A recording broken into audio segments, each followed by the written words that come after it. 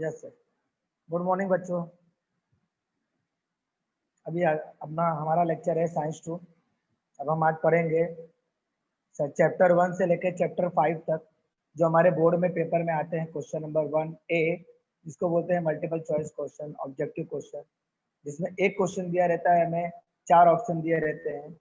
ऐसे कुछ चैप्टर 1 से लेकर चैप्टर 5 तक हम इम्पोर्टेंट क्वेश्चन देखने वाले हैं। देखते हैं बच्चों आगे हम लोग।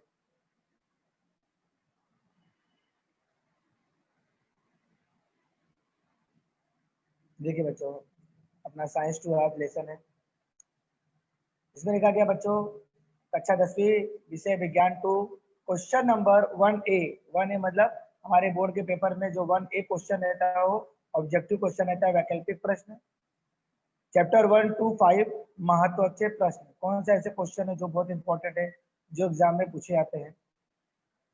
बच्चों जो लेसन है हमारा 5 लेसन, उसमें है पार्ट 1 अनुवांशिकता और उत्क्रांति, पार्ट 2 सजीव में जीवन प्रक्रिया भाग 1, पार्ट 3 सजीव में जीवन प्रक्रिया भाग 2, पार्ट 4 पर्यावरणीय व्यवस्थापन, और पार्ट 5 है हरित ऊर्जा की दिशा में।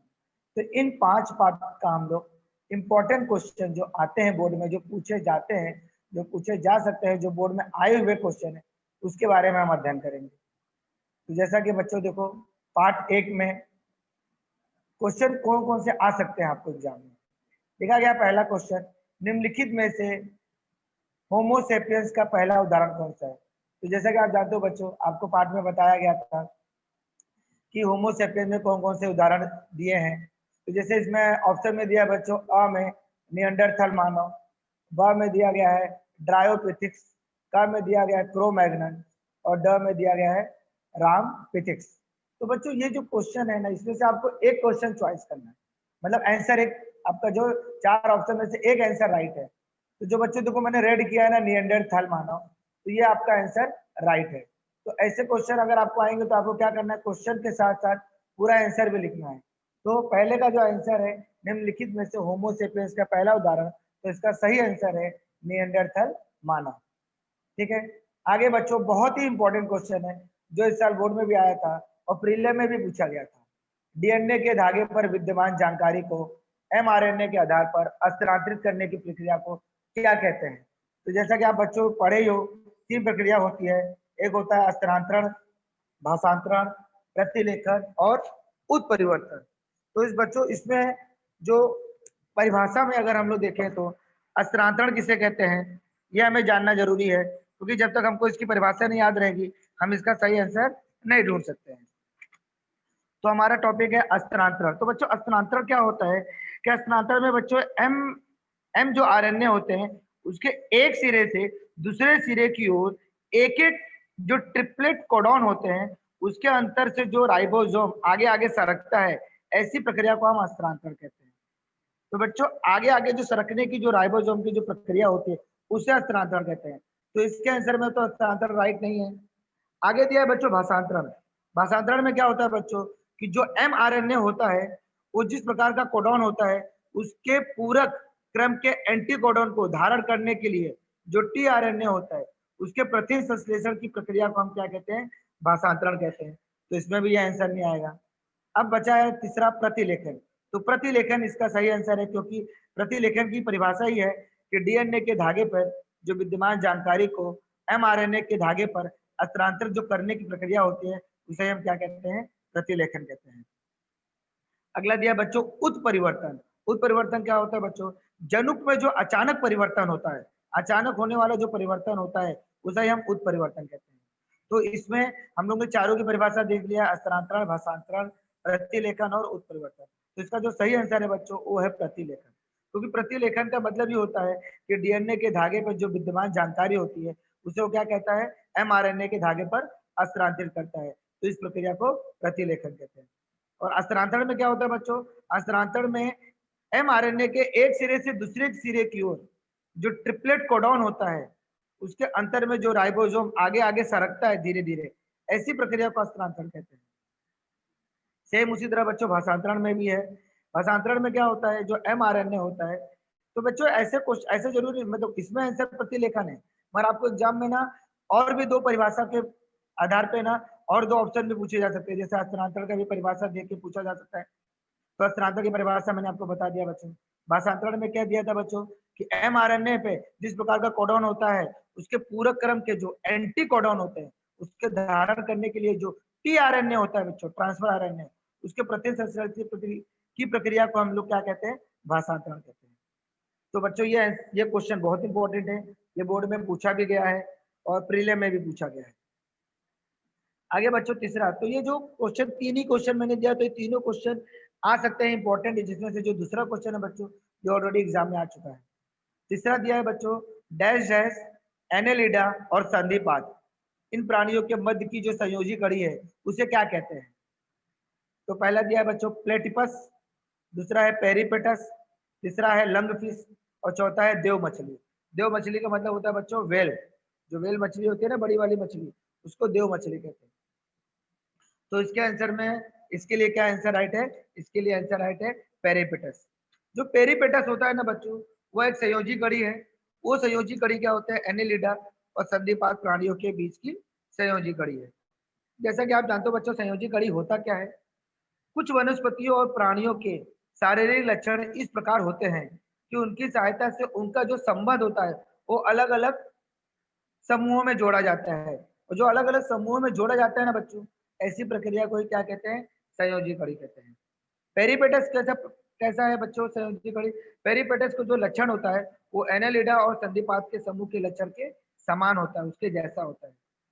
जैसे मैं आपको एग्जांपल दूं तो पेरिपेटस में जो एनेलिडा प्राणी होता है, एनेलिडा प्राणी का मतलब क्या होता है, जिसको समान खंड भागों में बांटा जाए, उसके समान विखंडित अंग किए जाए, उसे एनेलिडा प्राणी कहते हैं। और संधिपाद प्राणी मतलब क्या होता है बच्चों, संधिपाद प्राणी मतलब होता है ऐसे प्राणी जो हवा में उड़ते हैं। तो इन प्राणियों में जो श्वसन नलिका होती है और जो रक्त होता है, रक्त परिवहन, वो संयोजी कड़ी के माध्यम से पाया जाता है, इसीलिए इसका जो सही आंसर है वो है पेरिपेटस। तो तीसरे का आंसर है पेरिपेटस। तो बच्चों ये भी इंपॉर्टेंट क्वेश्चन है। तो पेरिपेटस एक ऐसी संयोजी कड़ी है जो एनेलिडा और संधिपाद प्राणियों में पाई जाती है। तो बच्चों पार्ट एक में ये तीन क्वेश्चन ऐसे हैं जो इंपॉर्टेंट क्वेश्चन है, जिसमें से कोई भी एक क्वेश्चन आपको ऑब्जेक्टिव में पूछा जा सकता है, मतलब मल्टीपल चॉइस क्वेश्चन है। तो इस तरह हम आप आगे बढ़ेंगे बच्चों पार्ट दो में। पार्ट दो का नाम जैसे कि आपको मालूम ही है, पार्ट दो है हमारा प्राणियों का, नहीं पार्ट दो हमारा, एक सेकंड, हाँ प्राणी उसमें लिखा गया है सजीवों में जीवन प्रक्रिया भाग एक, ये पार्ट दो है। उसमें जो जैसा कि हम लोग ने बच्चों इस पार्ट में हम लोग ने क्या क्या पढ़ा था, इस पार्ट में हम लोग ने सजीव और उसकी जीवन प्रक्रिया पढ़ा था। उसमें हम लोग ने पढ़ा था सजीवों के लिए संतुलित आहार इंपॉर्टेंट है। फिर हम लोग ने पढ़ा उसमें कैसे ऊर्जा का निर्माण होता है ग्लूकोज के माध्यम से, एटीपी एटीपी के माध्यम से कैसे ऊर्जा बनती है। फिर इस पार्ट में हम लोग ने पढ़ा था भोजन के विभिन्न घटकों द्वारा प्राप्त होने वाली ऊर्जा, किस तरह में भोजन से विभिन्न ऊर्जा मिलती है। जीवन तत्व के बारे में हम लोग ने पढ़ा इस पार्ट में। इसके साथ साथ हम लोग ने बच्चों गुणसूत्र के बारे में भी पढ़ा, विभाजन के बारे में भी पढ़ा, समसूत्री विभाजन और अर्धसूत्री विभाजन। समसूत्री विभाजन क्या होता है, अर्धसूत्री विभाजन क्या होता है। उसके बाद हम लोग ने इस पार्ट में और ऐसी बहुत सारी जानकारियां ली जिससे सजीवों की जीवन प्रक्रिया बढ़ती है। तो इसमें बच्चों पहला क्वेश्चन जो है वो है, हम अगर जो कार्बोहाइड्रेट, कार्बोहाइड्रेट मतलब जो कार्बन पदार्थ, उससे हमें कितनी ऊर्जा प्राप्त करते हैं। जो हम भोजन करते हैं, जो कार्बन पदार्थ हम शरीर में लेते हैं ऊर्जा प्राप्त करने के लिए, तो इसमें बच्चों ऑप्शन में क्या दिया गया है, 9 किलो कैलोरी पर ग्राम, बा में दिया गया है 9 कैलोरी ग्राम। देखो दोनों में अंतर है बच्चों, एक एक किलो कैलोरी और एक एक कैलोरी, तो आप कंफ्यूज मत होना।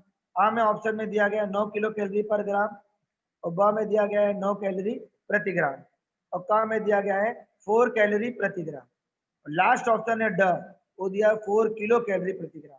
तो बच्चों जो भोजन हम, जो कार्बन पदार्थ हम खाते हैं, लेते हैं शरीर में, उससे जो हमें ऊर्जा मिलती है वो उसका आंसर है बच्चों 4 किलो कैलोरी प्रति ग्राम, ड। तो इस आंसर को आप नोट कर लो, ड इसका राइट आंसर है। तो इस तरह हमें ऊर्जा प्राप्त होती है कार्बन पदार्थ से, और वह ऊर्जा होती है 4 किलो कैलोरी प्रति ग्राम। अगला क्वेश्चन बच्चों बहुत ही इंपॉर्टेंट है, मार्च 2019 से पूछा गया था। कायिक कोशिका और मूल कोशिका विभाजन, जो कायिक कोशिका और मूल कोशिका होती है उसका जो विभाजन होता है वो किस माध्यम से होता है, मतलब ऑप्शन में दिया गया अर्धसूत्री, समसूत्री, मुकुलन और क्लोनिंग। तो जैसा कि बच्चों आप लोग ने ऑलरेडी पढ़ लिया है अर्धसूत्री विभाजन और समसूत्री विभाजन क्या होता है बच्चों। तो बच्चों देखो मैं आपको थोड़ा सा अंतर बता रहा हूँ। अर्धसूत्री विभाजन में क्या होता है, अर्धसूत्री जो विभाजन होता है वह जनन कोशिका में होता है, और जो समसूत्री विभाजन होता है बच्चों वह कायिक कोशिका में होता है। अर्धसूत्री विभाजन जो बच्चों इसमें अंतर भी आता है। हाँ, अर्धसूत्री विभाजन जो होता है वो दो भागों में पूर्ण होता है, एक होता है भाग 1 और एक होता है भाग 2। भाग 1 में क्या होता है बच्चों, उसमें सजातीय गुणसूत्र का विभाजन होता है, और भाग 2 में क्या होता है, भाग 2 में सजातीय गुणसूत्र को दो समूह में बांटा जाता है और इसके दो अगुणित कोशिकाएं बनती हैं। जो अर्ध गुणसूत्र विभाजन होता है वह भाग 1 और भाग दोनों के माध्यम से 4 सोपान में होता है। कितने सोपान में, 4 सोपान में। और इसमें क्या होता है बच्चों, अर्धसूत्री का नाम ही है कि इसमें गुणसूत्रों की संख्या क्या हो जाती है, आधी हो जाती है। और इसमें जो मार्च कोशिका होती है, जो मार्च कोशिका मतलब जो माता से प्राप्त होने वाली कोशिका होती है, वो 4 नई संतत कोशिका में बनती है। और इस तरह जो बच्चों समसूत्री विभाजन है, तो समसूत्री विभाजन इसका जस्ट उल्टा होता है बच्चों। समसूत्री विभाजन जो होता है बच्चों वह कायिक कोशिका और मूल कोशिका में होता है। यह भी बच्चों 2 चरणों में ही पूरा होता है। और इसमें क्या होता है बच्चों, केंद्रक का विभाजन होता है। तो देखो बच्चों, देखो अभी से ही मालूम पड़ेगा केंद्रक का विभाजन, तो कायिक कोशिका और मूल कोशिका, तो इसका सही आंसर क्या है बच्चों, समसूत्री विभाजन। तो समसूत्री विभाजन द्वारा ही इसका विभाजन होता है। समसूत्री विभाजन में क्या होता है, केंद्रक का विभाजन होता है, इसमें कोशिका द्रव का विभाजन होता है, और इसमें जो केंद्रक का विभाजन होता है बच्चों वह 4 सोपान में होता है। इसके बाद जो कोशिका द्रव का विभाजन होता है वह भी अलग अलग सोपानों में विभाजित होता है। इसमें जो बच्चों गुणसूत्रों को जो संख्या होती है उसमें कोई परिवर्तन नहीं होता है। और इसमें जो मदर कोशिका है, इसको मदर सेल बोलते हैं, मार्च कोशिका, उसमें कितनी कोशिका, इसमें 2 नई संतत कोशिका बनती है, और अर्धगुणसूत्री में कितने बनती है, 4। तो जो दूसरा है बच्चों मार्च 2019 में आया था क्वेश्चन, इसका सही आंसर है समसूत्री, मतलब कायिक कोशिका और मूल कोशिका, ये जो विभाजन होता है ये समसूत्री विभाजन द्वारा ही होता है। और एग्जाम में बच्चों अर्धसूत्री विभाजन और समसूत्री विभाजन पे अंतर भी पूछा जाता है। एक क्वेश्चन दिमाग में ये आता है कि कोशिका का विभाजन जो होता है इससे हमें क्या लाभ मिलता है। तो जो बच्चों कोशिका का जो विभाजन होता है उससे एक ही लाभ होता है कि एक सजीव से नए सजीव की उत्पत्ति होती है, बहुकोशिकीय सजीवों की वृद्धि होती है, और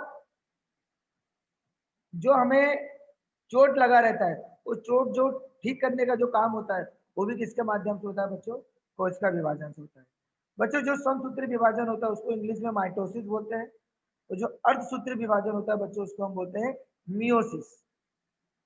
आगे है बच्चों तीसरे में, उसका देखो आपको मैं सबका मतलब बता रहा हूँ, मुकुलन। तो जैसा कि बच्चों मुकुलन हम लोगों ने ऑलरेडी पढ़ा था, मुकुलन क्या होता है, तो मुकुलन ऐसी एक प्रक्रिया है जिसके माध्यम से क्या होता है, वो विभाजन पूरा होता है।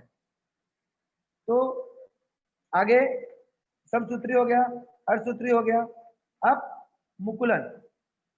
और उसके बाद जो चौथा ऑप्शन दिया बच्चों, तो चौथे ऑप्शन में क्या दिया गया है, क्लोनिंग। क्लोनिंग का मतलब होता है अपने जैसे सजीव को बनाना, अपने सजीव जैसे सजीव को ही, अपने जैसे सजीव जैसे ही दिखना, वो होता है क्लोनिंग।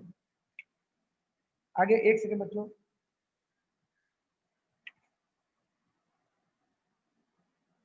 हाँ अगला क्वेश्चन क्या दिया बच्चों, केंद्रक के विभाजन में जो अवस्था होती है, तीसरा क्वेश्चन, केंद्रक के विभाजन में जो अवस्था होती है कौन सी अवस्था में वो दिखाई देती है।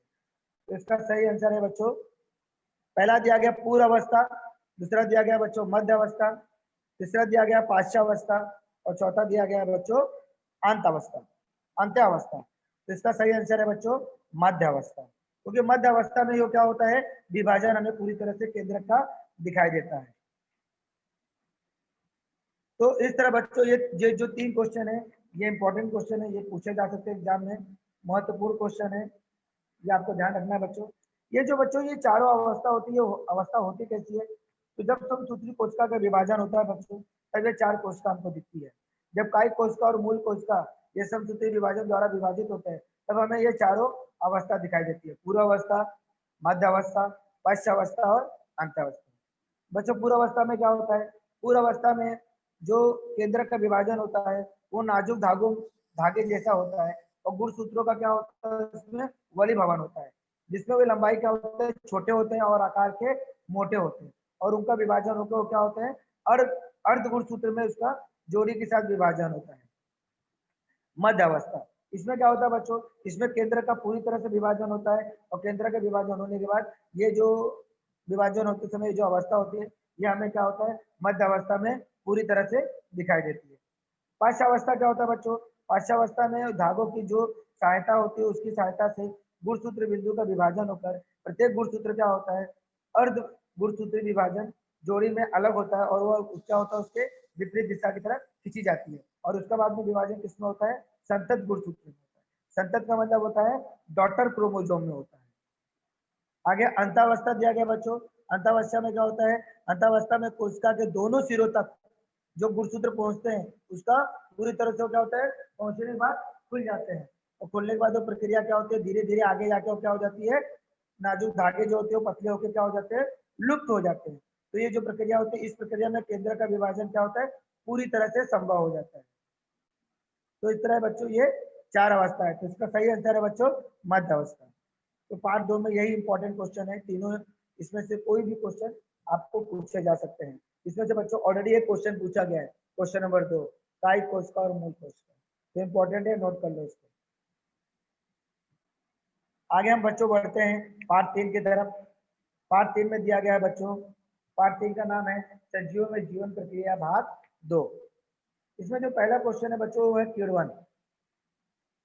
किण्वन, किण्व क्या होता है, तो ये क्वेश्चन पूछा जाता है एग्जाम में। किण्व बच्चों एक तरह का कवक है, या ना तो जीवाणु है, ना तो बैक्टीरिया है, ना तो आधे जीव है, ना तो स्पंज है, यह एक तरह का क्या है बच्चों, कवक है। तो ये कवक कहाँ पाया जाता है बच्चों, जो भी हम लोग फफूंदी मिलती है, ब्रेड हो गया, रोटी हो गया, खराब होते समय इसमें जो जो फफूंदी पड़ती है बच्चों, वो जो फफूंदी होती है वही क्या होता है, कवक कहलाता है। तो ये इंपॉर्टेंट है, ये आप ध्यान में रखिएगा बच्चों। किण्व क्या होता है, किण्व एक तरह का क्या है बच्चों, किण्व एक तरह का कवक है। आगे बच्चों अगला है पुयुग्मक और स्त्री युग्मक। तो आपको जैसा कि मालूम है पुयुग्मक और स्त्री युग्मक, पुयुग्मक मतलब होता है पुरुष का युग्मक, और स्त्री युग्मक मतलब होता है जो स्त्री से मिलता है। इसके संयोग की जो प्रक्रिया होती है इसे क्या कहते हैं, तो इसमें दिया है बच्चों फलन, दूसरा दिया गया परागण, तीसरा दिया गया बीजांकुरण। तो बीजांकुरण तो होगा नहीं, क्योंकि बीजांकुरण तो फल में पाया जाता है या तो सब्जियों में पाया जाता है, तो ये तो होगा ही नहीं। और लास्ट वाला दिया गया दोहरा फलन। तो इन चारों में से एक आंसर राइट है, और इसका सही आंसर है दोहरा फलन। और इसको मालूम होने से पहले हमको ये मालूम होना चाहिए बच्चों फलन क्या होता है। फलन कोई बच्चों हम लोग बोलते हैं निषेचन। ये जो फलन होता है ये नर और मादा के युग्मक के संयोग होने से बनता है। जब दो युग्मक जुड़ते हैं और उनका समसूत्री विभाजन होता है, तब उसमें से भ्रूण तैयार होता है, और भ्रूण तैयार होने के बाद इसमें से नए संजोग का निर्माण होता है। और ये जो नए संजोग का निर्माण होता है ये कैसे होता है बच्चों, ये जो नर नर युग्मक होते हैं मतलब पुरुष युग्मक, इसके अंदर से शुक्राणु निकलते हैं, और मादा से बच्चों क्या है, मादा जो युग्मक होती है जिससे स्त्री युग्मक, उसमें से जो अंड कोशिका निकलती है, इसके जो संयोग होता है, इस संयोग होने से जो युग्मक बनता है, उस युग्मक के हम लोग क्या बोलते हैं, उस प्रक्रिया को बोलते हैं फलन। अगला बच्चों परागण क्या होता है, परागण, परागण को बच्चों बोलते हैं पॉलिनेशन, परागी भवन। ये जो परागण होता है बच्चों, ये पराग कोशिका के परागकण स्त्री केसर के वर्तिकाग्र में पाया जाता है, और इसे हम क्या कहते हैं, परागण कहते हैं। तो बच्चों ये भी वनस्पतियों में पाया जाता है, तो ये आंसर तो होगा नहीं, बीजांकुरण तो है ही नहीं, मैंने आपको पहले बोल दिया। अब अच्छा एक लास्ट में, अब बीजांकुरण क्या होता है बच्चों, निषेचन के समय जो युग्मज बनते हैं उससे जो नए पौधों का विकास होता है बच्चों, उसे ही बीजांकुरण कहते हैं। तो बच्चों ये पौधों की बात की गई है, तो ये तो पौधों में इसमें आएगा नहीं, क्योंकि हमारा क्वेश्चन है पुयुग्मक और स्त्री युग्मक। तो इसके संयोग से हम लोग क्या कहते हैं, इसको दोहरा फलन कहते हैं। अब एग्जाम में क्वेश्चन पूछा था कि दोहरा फलन क्या होता है बच्चों, एक होता है फलन और एक होता है दोहरा फलन। तो जो बच्चों फलन होता है वो तो मैंने आपको बता दिया कि शुक्राणु तथा अंड कोशिका के संयोग होने से जो युग्मज का निर्माण होता है, उस प्रक्रिया को हम लोग क्या कहते हैं, उस प्रक्रिया को कहते हैं हम लोग फलन। अब दोहरा फलन क्या होता है, तो दोहरा फलन मतलब होता है यही जो फलन होता है ना बच्चों, ये दोबारा रिपीट होता है, तो इसको दोहरा फलन कहते हैं। अगर मैं आपको एग्जाम में बोलूं तो जो पहला जो युग्मक होता है, एक युग्मक जब स्त्री युग्मक के संयोग होने से जो युग्मज बनता है उसे फलन कहते हैं, ये तो फलन हो गया। मगर जब दूसरा पुयुग्मक दो केंद्रकों से संयोग होकर भ्रूणपोष बनाता है, मतलब भ्रूणपोष मतलब होता है एंडोस्पर्म बनाता है, तो इस प्रक्रिया को दो पुयुग्मक भाग लेते हैं, और इसमें दो पुयुग्मक भाग लेते हैं, इसीलिए इसे क्या कहते हैं, दोहरा फलन कहते हैं। तो जो पुयुग्मक हो, जो स्त्री युग्मक होता है, इसमें दो फलन होता है, इसमें दो पुयुग्मक केंद्रक से संयोग करते हैं, इसलिए इसे क्या कहते हैं, दोहरा फलन कहते हैं। तो इसका सही आंसर है बच्चों दोहरा फलन। तीसरा दिया गया बच्चों, निम्नलिखित में से कौन सा पुष्प एक लिंग पुष्प नहीं है। एक लिंग का मतलब होता है जिसमें केवल एक लिंग पाए जाते हैं, या तो नर या तो मादा। तो नारियल, इसमें दो लिंग पाए जाते हैं बच्चों। पपीता में भी पाए जाते हैं। गुलमोहर, यह एक तरह का फूल है। ये गुलमोहर में क्या होता है बच्चों, इस गुलमोहर में क्या होता है बच्चों, ये एक लिंगी पुष्प नहीं है। बाकी मक्का है, ये भी दो, ये भी क्या होते हैं, पुल्लिंग में पाए जाते हैं, दो लिंग पाए जाते हैं इसमें। तो केवल गुलमोहर एक ऐसा पुष्प है जो एक लिंगी पुष्प नहीं है। चौथा दिया है बच्चों शकरकंद। शकरकंद में शाकीय प्रजनन किसकी सहायता से किया जाता है। तो इसका सही आंसर है बच्चों जड़, क्योंकि शकरकंद में जो शाकीय प्रजनन होता है ये जड़ के माध्यम से होता है, ना ये तो तना के माध्यम से होता है, ना तो पत्ती के माध्यम से होता है, ना तो पुष्प के माध्यम से होता है।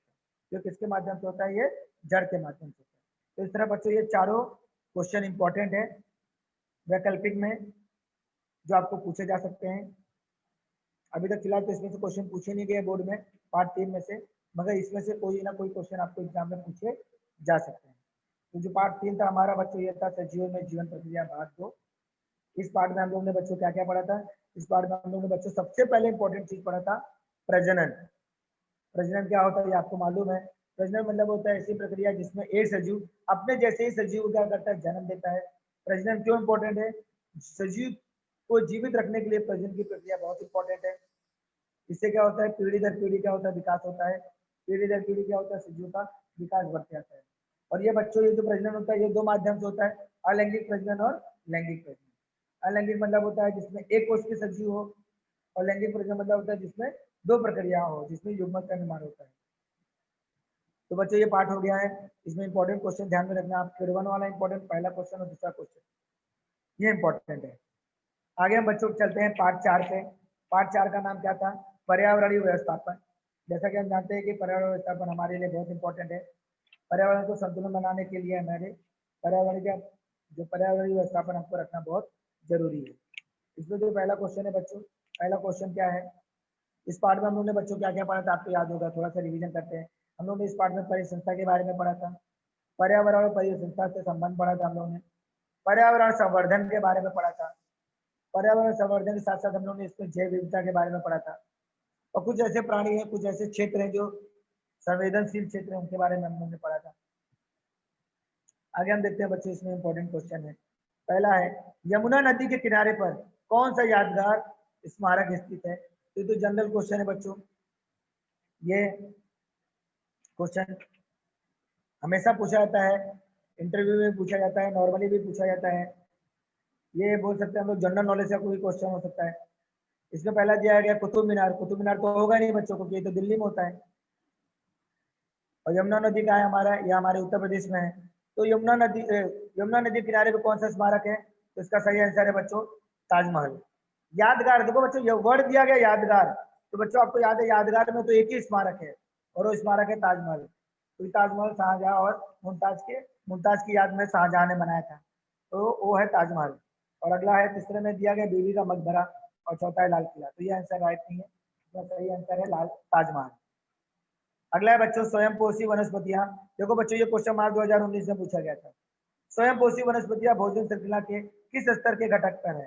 तो बच्चों स्वयं पोषी वनस्पतियां आप जानते ही हो कि भोजन श्रृंखला में इनको 4 भागों में बांटा गया है। तो इसमें पहला है घटक, प्रथम घटक, द्वितीय घटक, तृतीय घटक।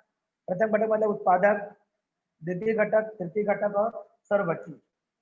तो स्वयं पोषी वनस्पति नाम ही दिया गया है, तो स्वयं पोषी वनस्पति में क्या आएगा बच्चों, उत्पादक आएगा, क्योंकि तो ये है प्रथम घटक। जो 4 भागों में बांटा गया था, इसलिए इसका आंसर है बच्चों उत्पादक। ये मार्च 2019 में पूछा गया था। एक है बच्चों द्वितीय घटक, एक है तृतीय घटक। तो जैसे कि द्वितीय घटक तृतीय घटक क्या होता है, एक दूसरे पर निर्भर होते हैं भोजन श्रृंखला में। उत्पादक मतलब होता है वनस्पतियां, वनस्पतियों में निर्भर होता है द्वितीय घटक। द्वितीय घटक होते हैं जो पूरी तरह से वनस्पतियों में निर्भर होते हैं, और द्वितीय घटक पे कौन निर्भर होता है? तृतीय घटक। और जो लास्ट में बच्चों होता है सर्वभक्षी। तो स्वयंपोषी वनस्पतियां नाम ही दिया गया है, तो ये भोजन श्रृंखला के पहले स्तर पर निर्भर होती है। पहला स्तर मतलब होता है उत्पादन। जैसा कि आपको मालूम है बच्चों, आपने ऑलरेडी पढ़ा ही है कि जानते ही हो कि जो वनस्पतियां होती है वो सूर्य प्रकाश का उपयोग करके प्रकाश संश्लेषण के माध्यम से स्वयं का भोजन तैयार करती हैं। इसलिए वनस्पतियों को क्या कहते हैं बच्चों? उत्पादक कहते हैं। इसीलिए इसका आंसर है उत्पादक। और वनस्पतियों से जो तैयार किया गया भोजन है बच्चों, वो टिड्डा खाता है। ये आपको मालूम है। टिड्डा क्या हो गया बच्चों? फिर द्वितीय घटक। आगे इस टिड्डे को, कीड़े मकोड़े को मेढक खाता है, इसलिए मेढक क्या हो गया बच्चों? द्वितीय घटक में आ गया। और इस मेढक को कौन खाता है बच्चों? मेढक को सांप खाता है, इसलिए सांप क्या हो गया?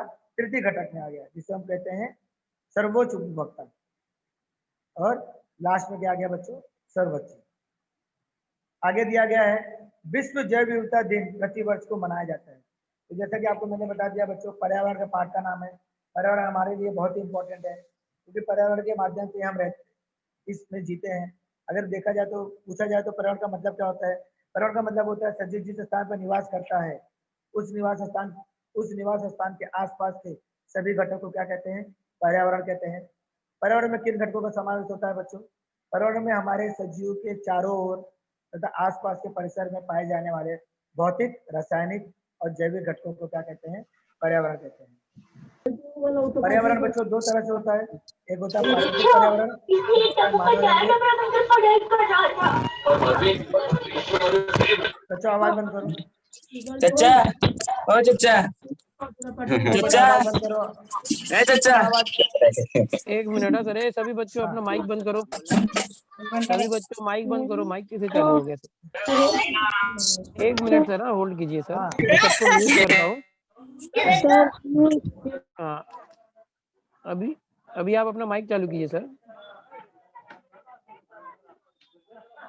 अपना माइक चालू कीजिए सर। हाँ सर, चालू किया। हाँ ठीक है। दिख रहा है ना सर अभी? हाँ दिख रहा है सर। अचानक कैसे हो गया क्या मालूम, मैंने सबको म्यूट करके रखा है। हो सकता है, हाँ कुछ हुआ होगा। चलिए बच्चे, हाँ। तो मैंने आपको बताया पर्यावरण। तो जैसे कि पर्यावरण क्या होता है बच्चों? पर्यावरण मतलब होता है सजीव जिस स्थान पर, सजीव मतलब हम जिस स्थान पर निवास करते हैं उसके आसपास के जो घटक होते हैं उसे क्या कहते हैं? पर्यावरण कहते हैं। पर्यावरण हमारे सजीव के चारों ओर तथा आसपास के परिसर में निर्भर होता है, और ये भौतिक, रासायनिक, जैविक तीनों घटकों पर निर्भर होता है। आगे पर्यावरण का दो प्रकार से होता है बच्चों, एक होता है प्राकृतिक पर्यावरण, एक होता है मानव निर्मित पर्यावरण। प्राकृतिक पर्यावरण में बच्चों क्या क्या होता है? हवा, वातावरण, जल, भूमि, सजीव, ये सब प्राकृतिक पर्यावरण होते हैं। मानव निर्मित मतलब होता है बच्चों, मानव निर्मित मतलब होता है जो हम लोग, जो जिस पर्यावरण में हम लोग जीवित रहते हैं, जिस पर्यावरण में हम लोग रहते हैं, वो मानव निर्मित पर्यावरण हो गया। पर्यावरण के दो प्रमुख घटक, एक है जैविक घटक और एक है अजैविक घटक। तो इसमें बच्चों क्वेश्चन क्या है? तीसरा वाला, विश्व जैव विविधता दिन प्रतिवर्ष में किस दिन मनाया जाता है? तो ये पर्यावरण के दिवस का भी दिन होता है बच्चों।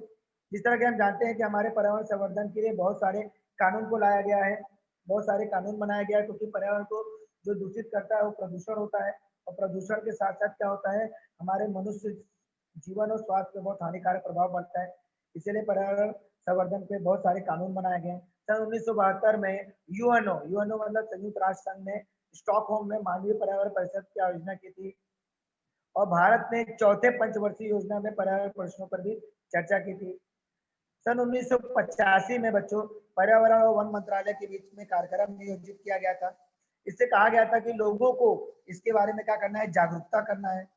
और इसीलिए एक ऐसा दिन डिसाइड किया गया था जिस दिन में क्या किया जाए? उस पर्यावरण को दिवस को मनाया जाए।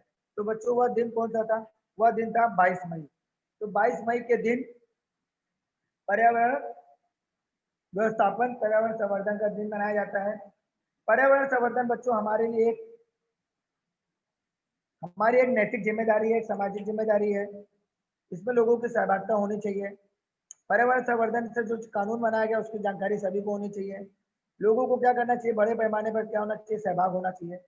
और इसके लिए क्या होना चाहिए? प्रभावशाली जन आंदोलन होना चाहिए। अभी देखो बच्चों, 2-3 दिन पहले आपने सुना होगा किसान आंदोलन हुआ था। तो ये भी बच्चों पर्यावरण से संबंधित होता है, क्योंकि किसान कहीं ना कहीं हमारे पर्यावरण को बहुत ज्यादा क्या करते हैं? संतुलित बना के रखते हैं।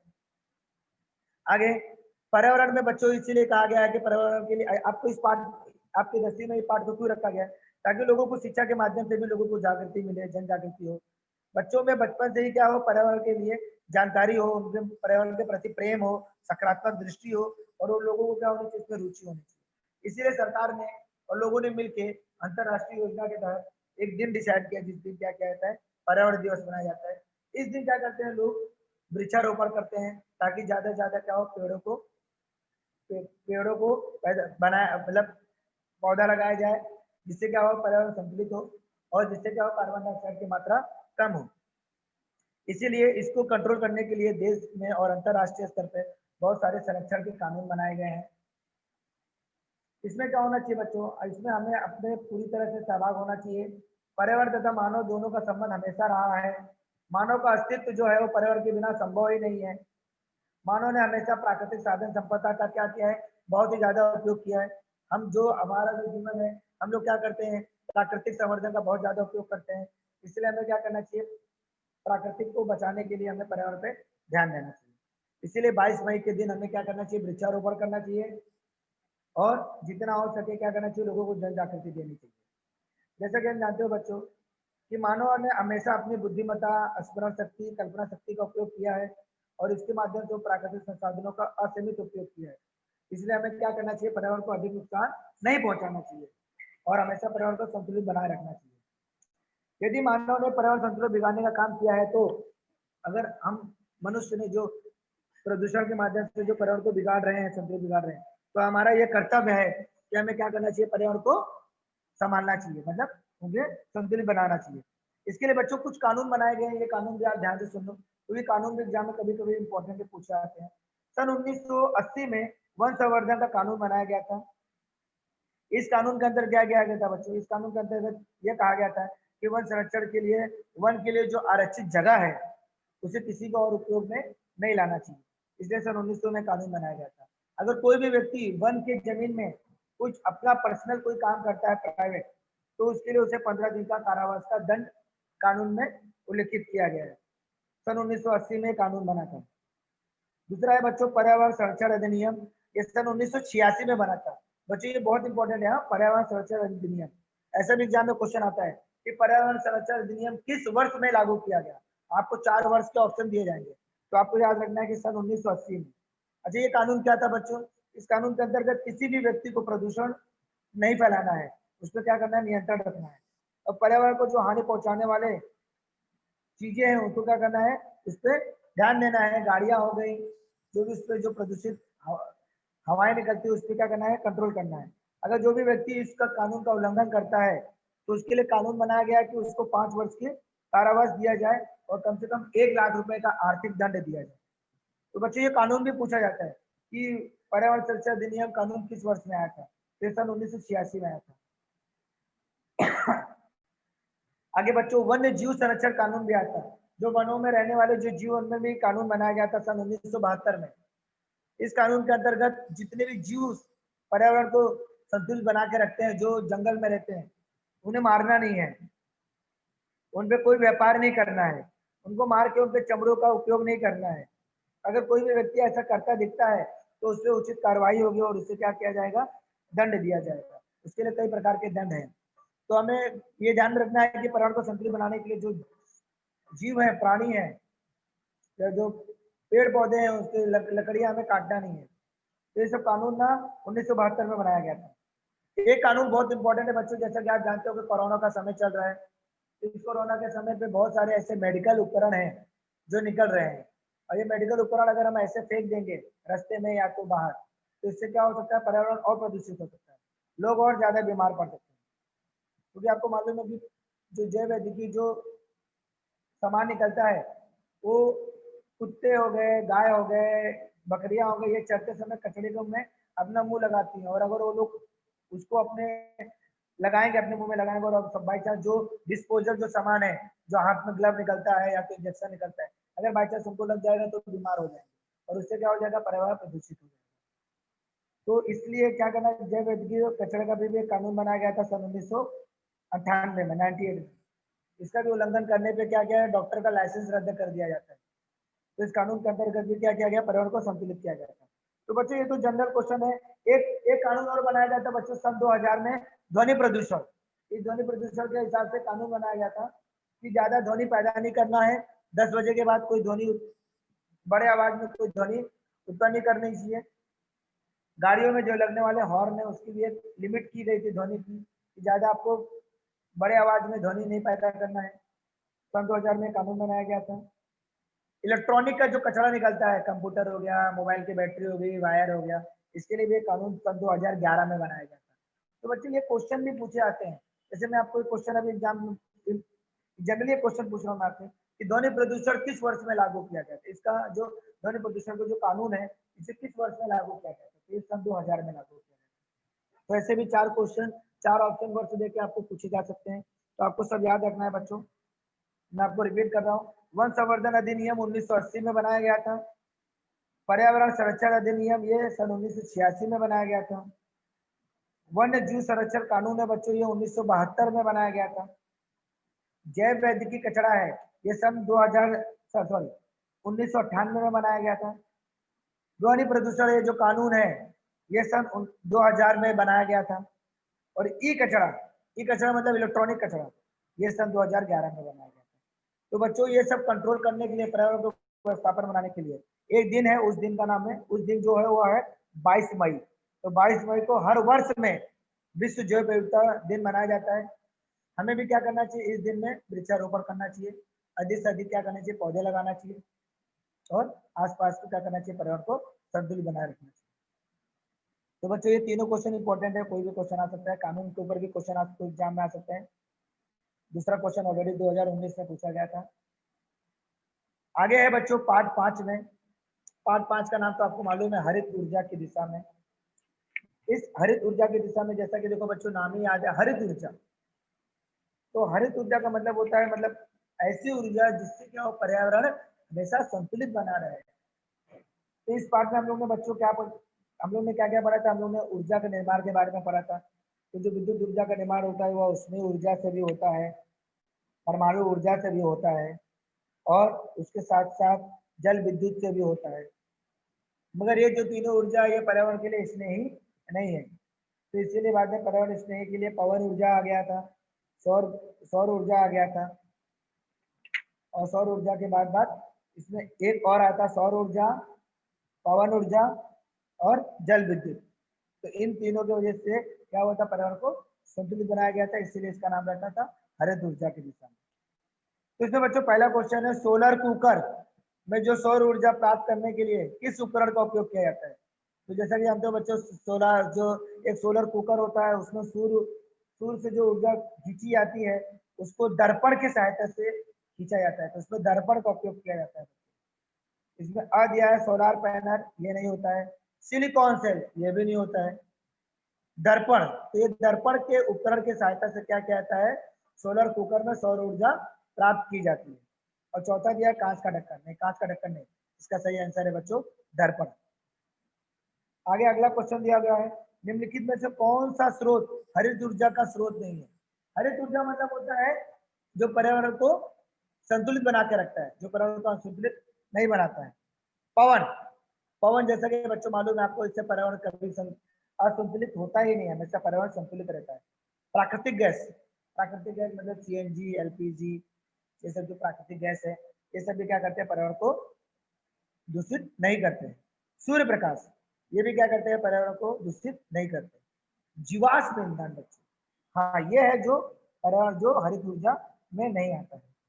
जीवाश्म ईंधन क्या होता है बच्चों, जैसे कि आप जानते हो, जीवाश्म ईंधन मतलब होता है कि हजारों वर्ष, लाखों वर्ष जो जमीन में दबे रहते हैं, जो प्राणी मर जाते हैं, जो पेड़ पौधे होते हैं, वो हजारों लाखों वर्ष जमीन में दबे रहते हैं, और दबने के बाद उनसे जो ईंधन प्राप्त होता है उस ईंधन को कहते हैं जीवाश्म ईंधन। जो जीवाश्म ईंधन होता है बच्चों, जैसे मैं एग्जाम्पल बोलूँ, पेट्रोल, डीजल, गैस, ये सब जीवाश्म ईंधन आते हैं। ये जो जीवाश्म ईंधन होता है बच्चों, इसका जब ज्वलन होता है तब इसमें से carbon dioxide, carbon monoxide, sulphur dioxide, nitrogen dioxide जैसी जो घातक गैसें होती है वो निर्मित होती है। तो इसलिए हरित ऊर्जा के स्रोत में जीवाश्म ईंधन नहीं आएगा, क्योंकि जीवाश्म ईंधन के जलने से विभिन्न तरह की जो गैसें निकलती है, इससे पर्यावरण क्या होता है, दूषित होता है। गैस तथा धुएं ये जो हवा में प्रदूषित होते हैं, और इससे क्या होता है, मानव जीवन पे बहुत बड़ा प्रभाव पड़ता है। मानव जीवन के जो श्वसन संस्थान होते हैं, जैसे नाक हो गया, फेफड़ा हो गया, इसमें बहुत सारे रोग उत्पन्न हो जाते हैं। इसीलिए जीवाश्म ईंधन यह एक हरित ऊर्जा का स्रोत नहीं है। तीसरा दिया है बच्चों सोलार लैंप। सोलार लैंप में क्या दिया गया बच्चों, सोलार लैंप में किस ऊर्जा का उपयोग किया जाता है? तो जैसा कि बच्चा आपको मैंने बता दिया, सोलार लैंप जो होता है ये प्रकाश के बिना चलेगा ही नहीं, तो ये उसमें ऊष्मा होता ही नहीं है। सोलार लैंप मतलब होता है बच्चों सौर ऊर्जा से प्राप्त होने वाले, और सौर ऊर्जा बिना सूर्य प्रकाश के चलेगी नहीं, तो इसका सही आंसर है बच्चों प्रकाशीय ऊर्जा। ऊष्मा, पवन, प्रकाश और ध्वनि, इसका सही आंसर है बच्चों प्रकाशीय ऊर्जा। तो इस तरह बच्चों,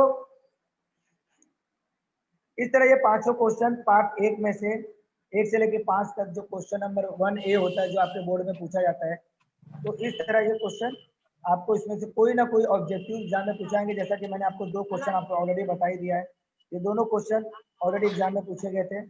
आपको मैं एक छोटा सा एक चीज दिखाता हूँ, ध्यान से देखिएगा। मैं आपको ना पिछले 5 साल के प्रीलिम के पेपर दिखा रहा हूँ, कैसे कैसे क्वेश्चन इसमें से पूछे जाते हैं, देख सकते हैं। 1 मिनट रुको जरा।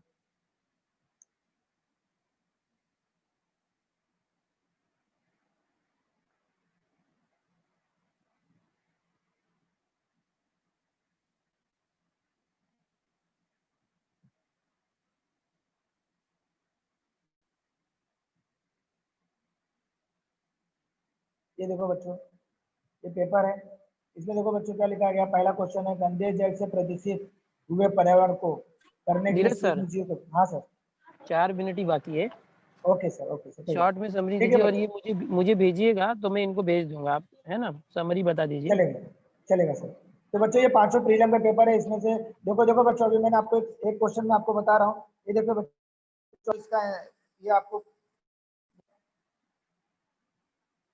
ये देखो दूसरा क्वेश्चन पढ़ो बच्चों। देखो लिखा गया ना, कार्बन द्वारा हमें कितनी ऊर्जा मिलती है। मैंने अभी आपको बताया था, इंपॉर्टेंट क्वेश्चन है। तो कार्बन द्वारा बच्चों देखो 9 किलो कैलोरी नहीं होगा, 9 कैलोरी ये भी नहीं है, 4 किलोग्राम ये भी नहीं है, लास्ट वाला आंसर है 4 किलो कैलोरी प्रति ग्राम। तो देखो बच्चों, अभी मैंने आपको ये क्वेश्चन बताया था, तो ये क्वेश्चन लास्ट ईयर प्रीलियम में पूछा गया था 2019 में।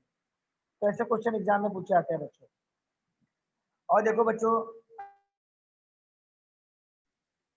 हाँ यहाँ देखो बच्चों लिखा गया है ना, प्रतिबिंब की निर्मिति किसके द्वारा होती है? जनुक, उत्परिवर्तन, हस्तांतरण और प्रतिलेखन। तो ये भी बच्चों पहले पार्ट के क्वेश्चन है।